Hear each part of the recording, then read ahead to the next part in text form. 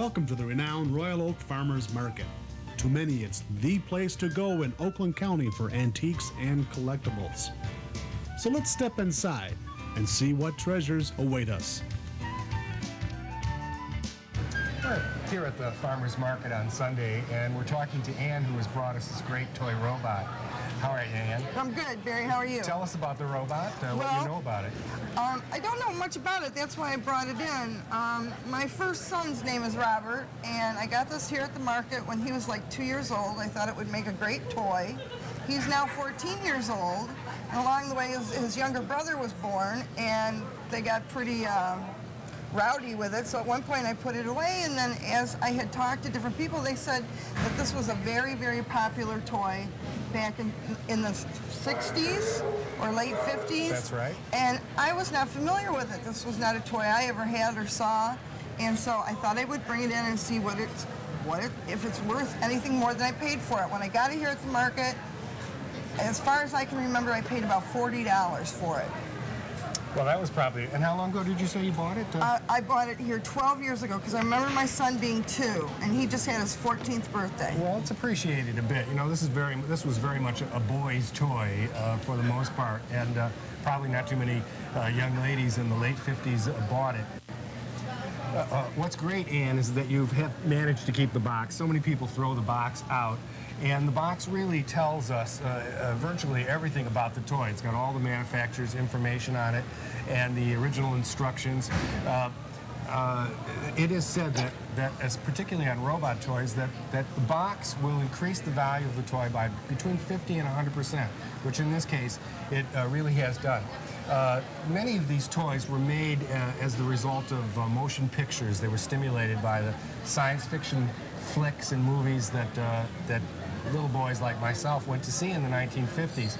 And there was a movie in 1954 called Tobar the Great. It was a B movie. Do you remember that movie? No. You probably didn't go to see those movies, but I certainly did. And Tobar was a big robot, and all the kids, we paid $25 and we went to see this movie. But he actually had a small pet robot named Robert. And the Ideal Company copied that pet. And so this is actually Tobar's pet robot. It was probably one of the most popular toys in 1959 and in 1960 when it was circulated. And just before we started talking, you mentioned that you thought it probably was a popular toy, and you were very right. Well, I thought so. Also, that it can talk. It still has its emotions, its various activities, which are right. I don't know. In fact, there's a little hand crank in the very back, and you want to try it again? We probably won't be able to pick up the sound. It's hard to hear, but he's saying. He's saying, "I am Robert the Robot. Won't you play with me?"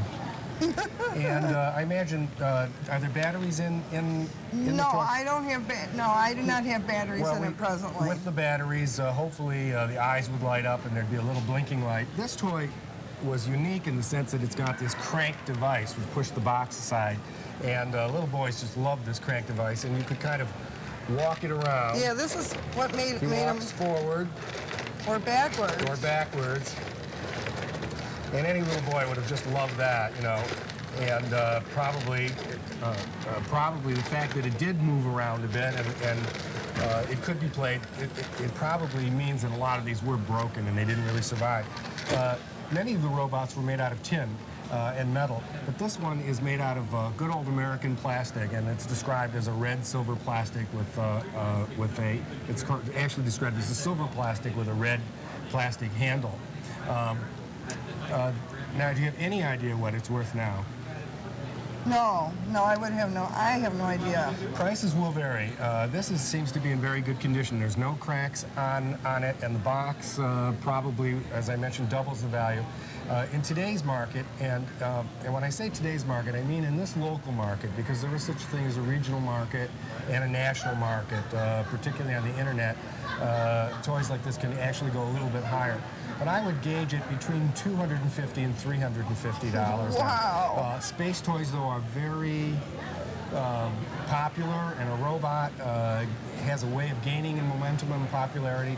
And so if you hold on to it and you don't let the little boys play with it at all, probably in a few years you'll see $400 or $500 out of it. Thank you very much. You're very welcome. I appreciate it. And I bought it here at the market. And you bought it here at the market. Yep.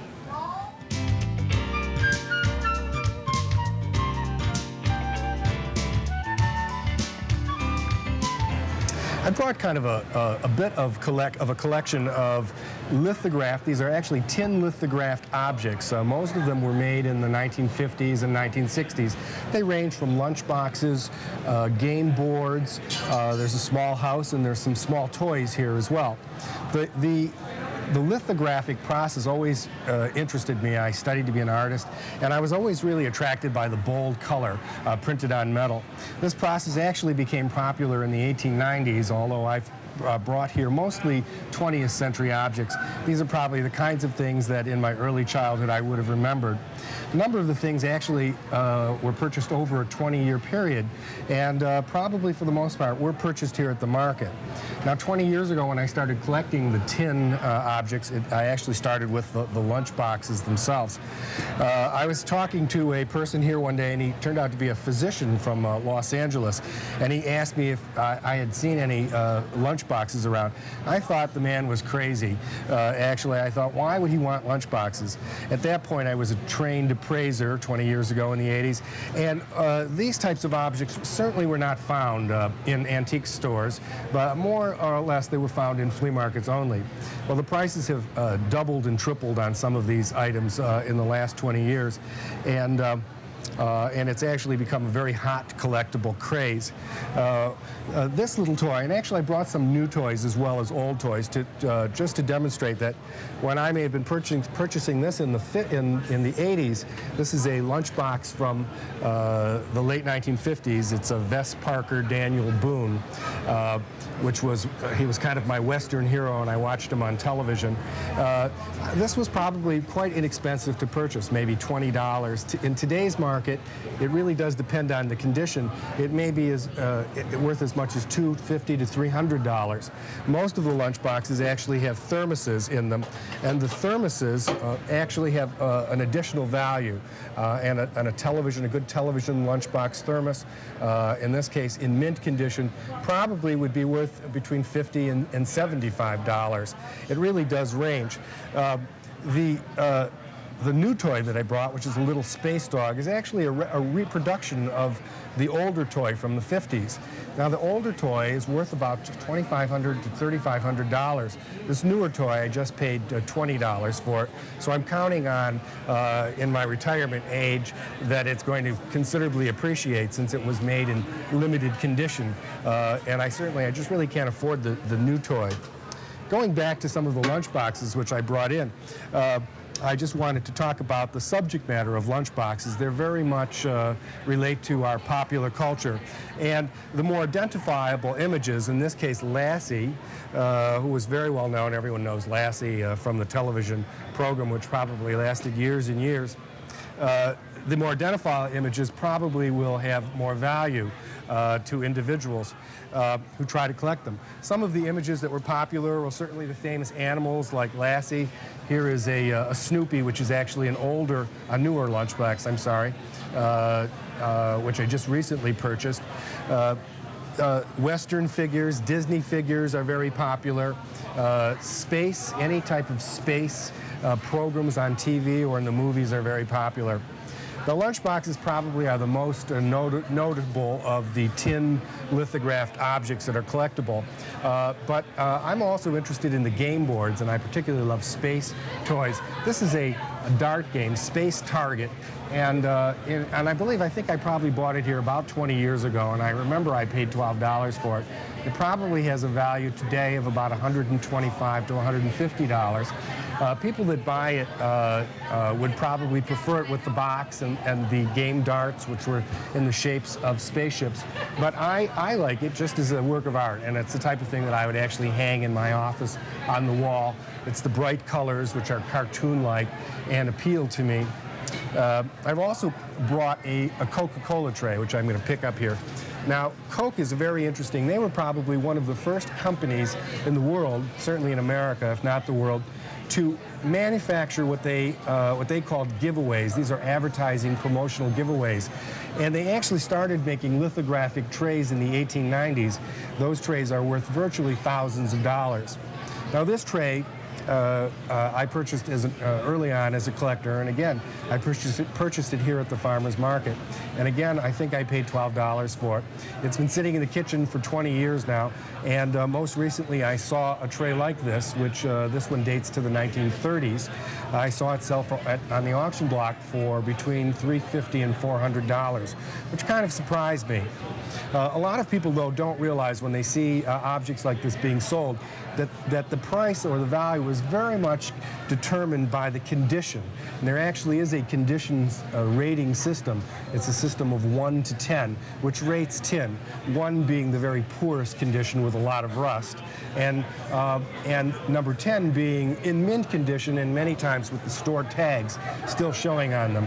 Well, it's rather hard to find a mint item, a mint condition item around. Most items on the market have a little bit of rust, a little bit of wear, and probably are graded at between 7 or 8 on the scale of 1 to 10. You know, they say that we try to retrieve our past, and I'm going to pick this up just to show you this item. And this is a good example of looking back towards childhood and trying to retrieve my particular past. When I was a little boy, about 5 or 6, I kind of wanted a dollhouse to play with. And it wasn't a manly thing. They hadn't invented G.I. Joes at that point, so there weren't a lot of choices. So I was really quite unhappy. But my grandfather, who loved me dearly, went out and he bought this little tin log cabin. It actually came with a number of figures, and there were small little bits of furniture in it on the inside. And this was made by the Marx Company and probably dates to about the late 1950s when I was a little boy. And I would sit in front of the fireplace with my grandfather and play with this toy for hours and hours. Well, of course, my mother threw it out long ago, but I was able to find it here and more or less to remind me of the past. I think a lot of people that buy these types of things are trying to think of their childhood, and I certainly have a very fond image of this particular object. It's not worth a lot of money. It's probably only worth about $15. If it was in the box, in the original box with all the parts, it probably would have a much greater value. Many of the tin objects that are not advertising objects actually are products or are stimulated as products from television shows. And some of you older people out there, including me, will probably remember Lawrence Welk. In fact, I do believe he's still on TV even today. But this is a tin tray that I bought, I think, in my travels to a flea market in Louisiana with Lawrence Welk, who it's hard for me to watch it today, but this has the Lennon sisters, and I can remember as a little boy, I really did have a crush on Janet Lennon, and here she is, so I get to keep her now. Trays like this really didn't survive. They're because people use them for drinks on the barbecue, for barbecues, and so it's really hard to find one without rust on it today. One of the things about lithographic collectibles is that there's such a wide category that you could virtually come to the farmer's market or any flea market and find something. And what I like about it is that anyone can collect. A small child can start with a $10 or a $5, even a $2 item, and work their way up to the $300 or $400 items, or even the $5,000 or $6,000 items.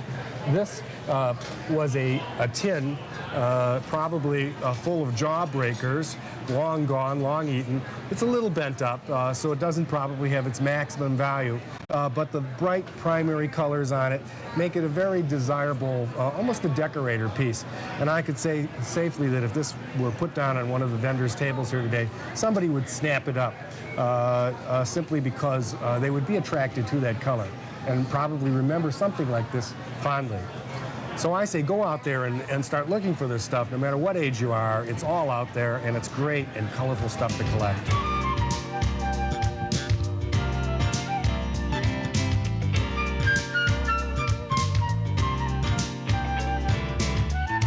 John Ross is next, and he's here to help you know your Joe.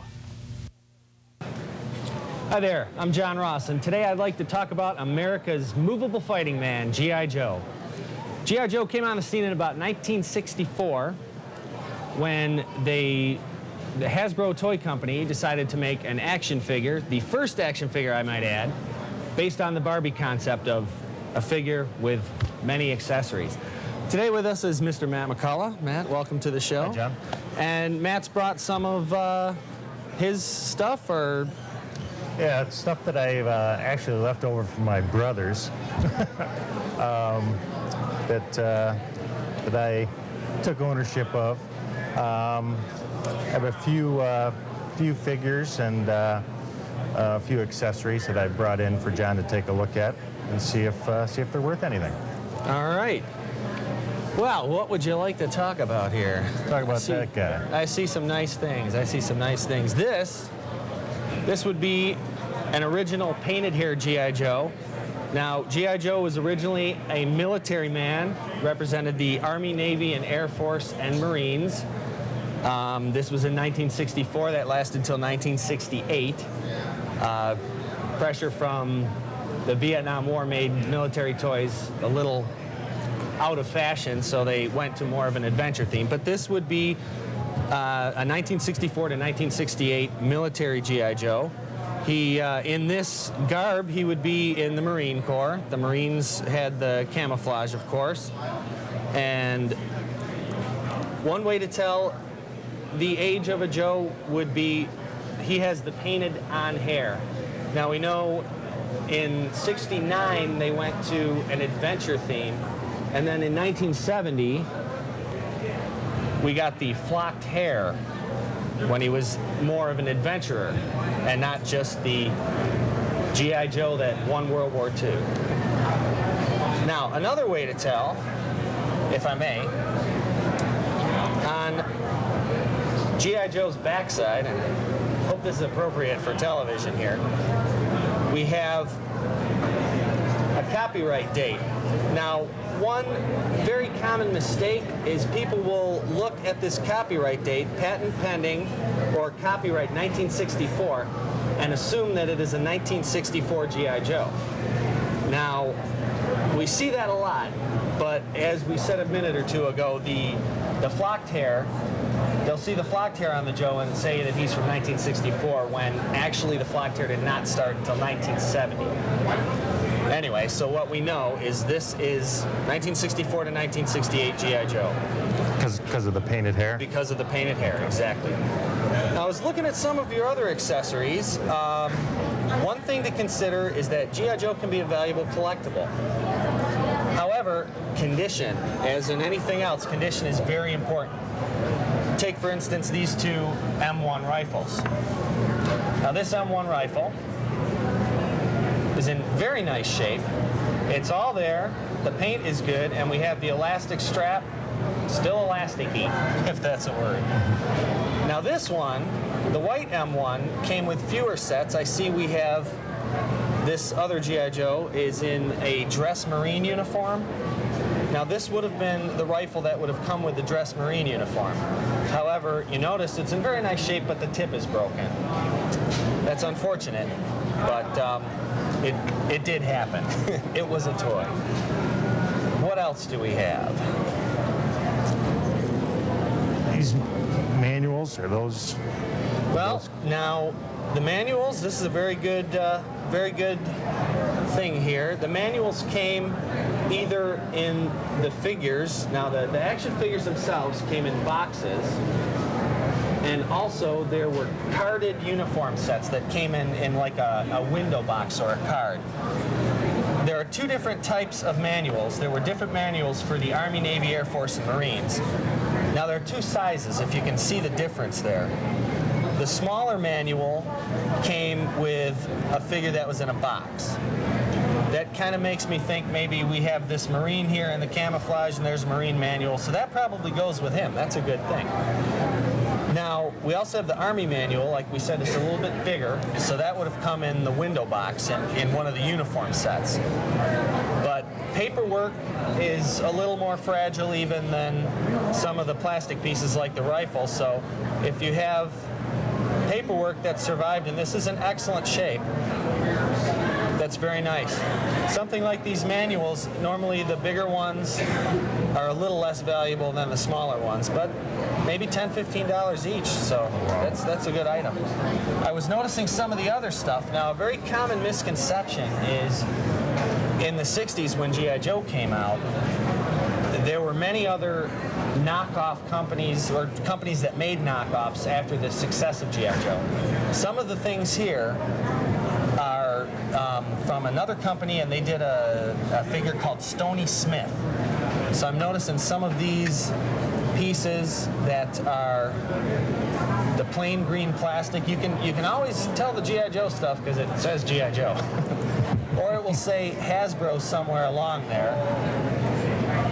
I don't know if you can get that. Hasbro Japan right in the lid. So always check to see Hasbro. Also, in my opinion, G.I. Joe is much more detailed. So you would have something like this belt. Where did that go to? This belt would have gone with the Marine. Okay.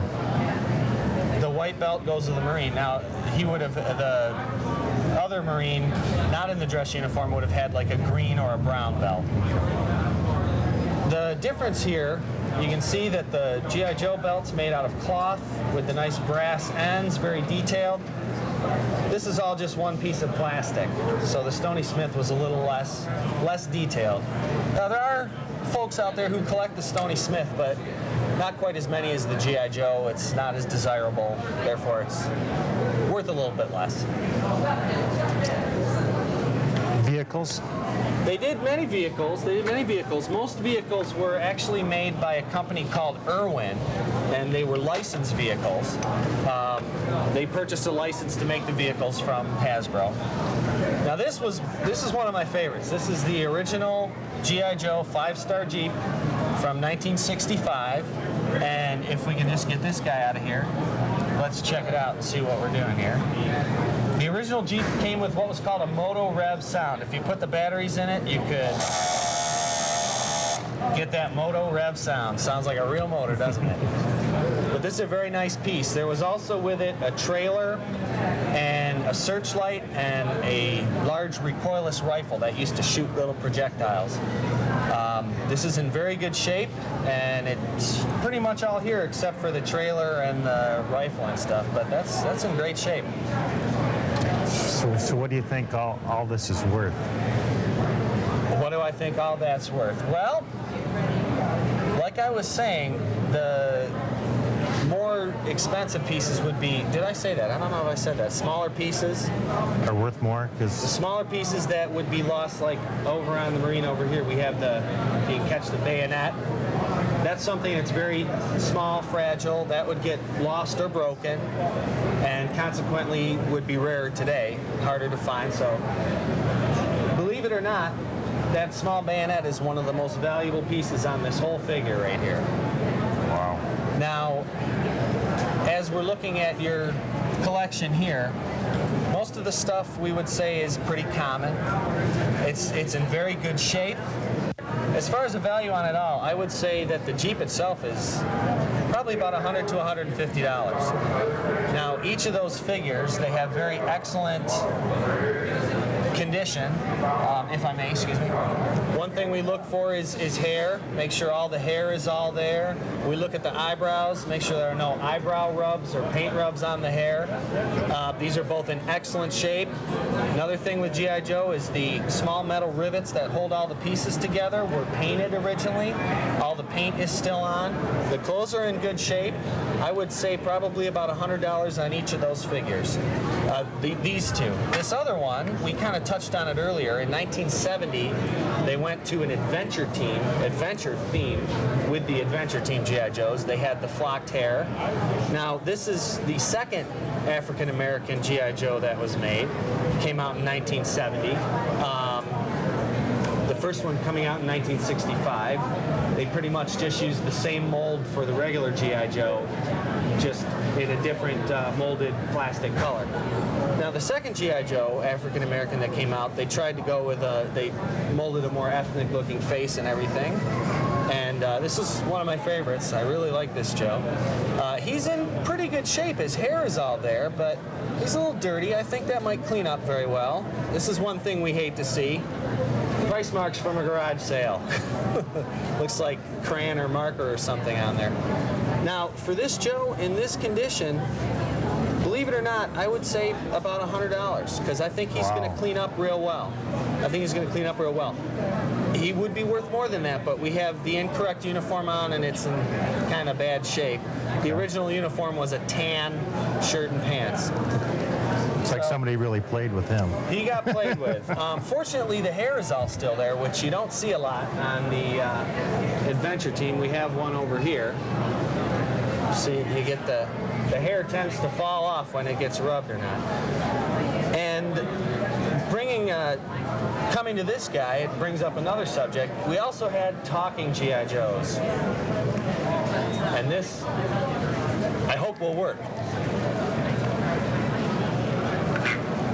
Okay, he muttered a little something. But anyway, they had the talking mechanism. You would pull the string and they would talk. This G.I. Joe would be worth about $175 if you would talk. But he doesn't, so about $50, $60. Okay, we started to touch on some of the value. Now, these pieces over here are considered loose and complete, meaning all of them, like our Scramble pilot here, has all his little things he came with, his dog tag, oxygen mask. We even have the little pencil on his clipboard. The Joes are more valuable in the complete condition, but as we touched on before, some of the small pieces can be very valuable on their own. Obviously, pieces that would be in original packaging, like we were talking about earlier. We have a pilot and a sailor over here. We can just get him. Now, this would be an original box from 1964, and if we open it up, we see the original G.I. Joe in there with all his items that he came along with. Thank you. And also, one thing that people don't think about, we touched on the paperwork with the Army manual. There were many little items that came. The special instructions, removal of boots, and items like that. We have a pamphlet of everything that was available, and of course the official Join the G.I. Joe Club. I need a copy of that, removal of the boots. Well, we'll get you a copy there. Anyway, a Joe like this, in its original packaging, would be worth very valuable. In this shape, this is in very good shape. In this condition, nice box, about $300 to $350. Wow. Which brings us to the most valuable item we have here today. In 1967, G.I. Joe was at the height of his popularity in America, and Hasbro decided that they wanted to branch off. They wanted to get the little girls in on the action too, if you will. So what they decided was they were going to do the Action Girl G.I. Nurse, which we have here. And I'll probably take it out of the box here so we don't get so much glare. Now, she has many accessories, but she's incomplete. Dresses a little bit on the dirty side. A little rough, but still in pretty good shape. You can see the original plastic wrap over the head. Now, it turns out that little boys did not want a girl action figure, and the little girls did not want an Army doll. Therefore, she sat on the shelf for a long time. Now, a pristine nurse in the package can bring as much as $5,000 or $6,000. Wow. This nurse, in the shape that she's in, with these accessories, about probably $700 or $800. Excellent.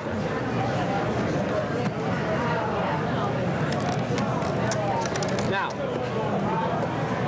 the way that you become knowledgeable in G.I. Joe collecting, I've been doing this for probably about 10 years now, and my suggestion is read. It's always the best way to learn. There are several wonderful resources, many magazines and books you can find at local comic shops or bookstores. We have some of them here today. This is a book by James D. Simone, who started the original official G.I. Joe Collectors Club in about 1983.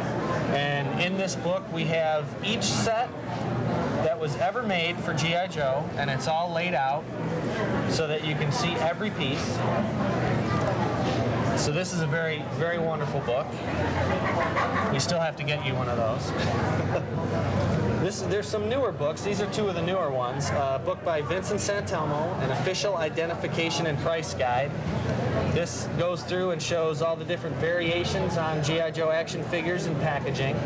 This one doesn't touch too much on the individual uniform sets that were available, but more on just the figures and figures that came with a set, or a set that came with a figure. And the newest one, this is a very nice book by Daryl DePriest, The Collectible G.I. Joe, an official guide to his action-packed world. This is very similar to both of the other two. We have each of the sets that were made, but they're photographed in more of an action style. And there's also a price guide in the back. So these are all very valuable resources. Also, the internet can be a valuable resource. And a good place to start would be from Hasbro's G.I. Joe itself. www.hasbro.gi.joe. Thank you very much. I hope you got a little bit of an insight into the world of America's favorite movable fighting man. Thanks, John. Thank you for being here, Matt. Bert Lorenz is a regular at the Royal Oak Farmers Market, and he joins us now for an interesting look at some truly fine silver. We are lucky enough to have one of our most knowledgeable vendors. This is Bert Lorenz, and Bert is the kind of a fellow who seems to know so much about traditional objects that most of us who are appraisers at one point or another will have to come to Bert to find out exactly what we're looking at. And he's been very kind to bring a few pieces from his collection, which I understand are mostly European objects, which over the years have been purchased here. How are you doing, Bert? Very well. I am fascinated by this particular piece here because I can see it has the Russian emblem on it, and I don't know anything about it. What's it made out of, and what can you tell us about it? Barry, this is enamel tin. It is lithographed on one side with the crowned monogram of the last Tsar, Nicholas II, and the Tsarina Alexandra. Show it to me. And on the other side, it has the Russian Imperial Eagle. These were given out as souvenirs of the coronation. They were filled with beer and given to the peasants who had gathered in Moscow for the coronation. A rumor went around that they were running out of beer and mugs. Oh, no. And thousands of people were trampled to death. Oh. And these became known as the Cup of Sorrow or the Cup of Blood. This was purchased here some years ago at the Royal Oak Farmers Market.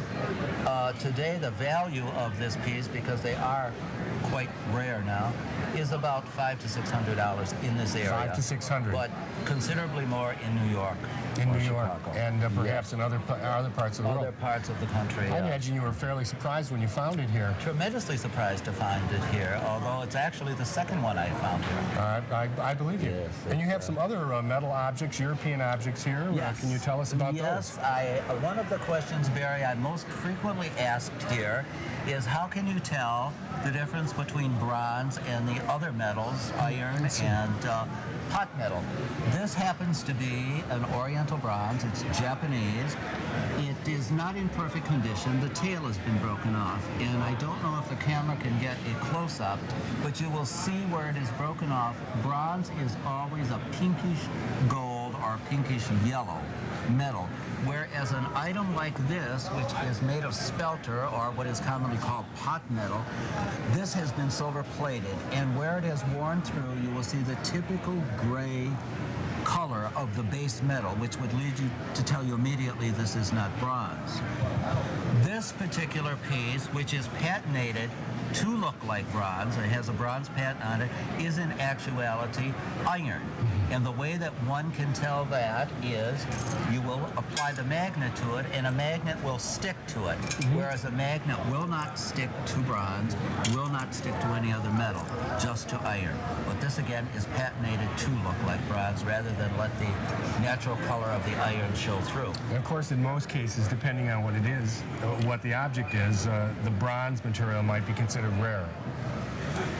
What do you It mean? might be considered a rarer material than iron in most cases. Yes, it is not that it's rare, but it is more desirable. More and desirable. usually the finest objects were always cast in bronze first. It was cheaper reproductions or copies of these models that were cast in spelter or in iron or in pot metal, and sometimes even aluminum. Now these boxes here are absolutely fascinating. I know you have some very valuable items there. These are a wonderful collection. Again, this was purchased actually today here at the today. All right. Royal Oak Farmers Market. This is an Austro-Hungarian sugar box. And it was actually used in the late 19th century on a dining room table, and sugar was placed in the box. Where it wasn't quite granulated, it was actually in chunks, and you would take your nippers and tongs and take it out of there. They were actually a staple item on a dining room table. What would something like this be worth in today's market? Today's market, probably $150 to $200. All right, still quite affordable. Which I hope the dealer from whom I purchased this doesn't figure that one out. This is a wonderful enameled eyeglass case. This is sterling silver. It was made in London. It has an import mark, which means it was imported most likely into France in 1927. And the import mark is contemporary with the piece. It's just a wonderful, lavish object. And the scene on it depicts... It's a fête galante, a French fête galante, or picnic in the woods. A picnic in the woods. Very lovely. And this particular box is a snuff box. This was made in Italy in the last quarter of the 19th century. One thing I want to go back to this, one thing about British sterling is, which I'm not sure the camera will catch that, British sterling is usually wonderfully hallmarked. Yes, of You will course. have the date letter, you will have the company, you will have the reigning sovereign at the time, and the silversmith.